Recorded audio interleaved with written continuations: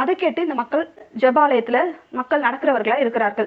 இந்த மாதிரி இவங்களுடைய வார்த்தையை கேட்டு நடக்கிற இந்த மக்கள் மீது கோபம் வராது. தேவனுடைய கோபம் மக்கள் மீது வராது. ஏன்னா அவங்க அறியாம செய்யறாங்க, அவங்களுக்கு அதை பத்தி தெரியல, அதனால அவங்க செய்யறாங்க. கோபம் யார் மீது வரும்? விஷயம் தெரிஞ்சும் தவறான, அவங்களுக்கே ஒரு புரிதல் இல்லாம தவறான வழியில நடத்துறாங்கல்ல, இந்த வேத பாரகர்களுக்கும் இந்த பரிசேயர்களுக்கும் தான் அந்த தேவனுடைய கோபம் வரும். ஏன்னா அவர்கள் தான் மக்களை தவறான வழியில நடத்துறாங்க. இவங்களோட எண்ணம் எல்லாம் காணிக்க மேலேயும் தங்கத்தின் மேலேயும் தான் இருக்குதே தவிர கர்த்தர் மேல அவங்களோட எண்ணம் இல்ல. தேவனுடைய ராஜ்யத்தின் வழியில நடத்தணும் அப்படின்ற ஒரு எண்ணம் இல்லாம இருக்கிறாங்க. உங்களுக்கு எது முக்கியம்னு தெரியலையே அப்படின்றது போல கிறிஸ்து சொல்றாரு. 20ஆம் வசனம், ஆகையால் பலிபீடத்தின் பேரில் சத்தியம் பண்ணுகிறவன் அதன் பேரிலும் அதன் மேலுள்ள எல்லாவற்றின் பேரிலும் சத்தியம் பண்ணுகிறான்.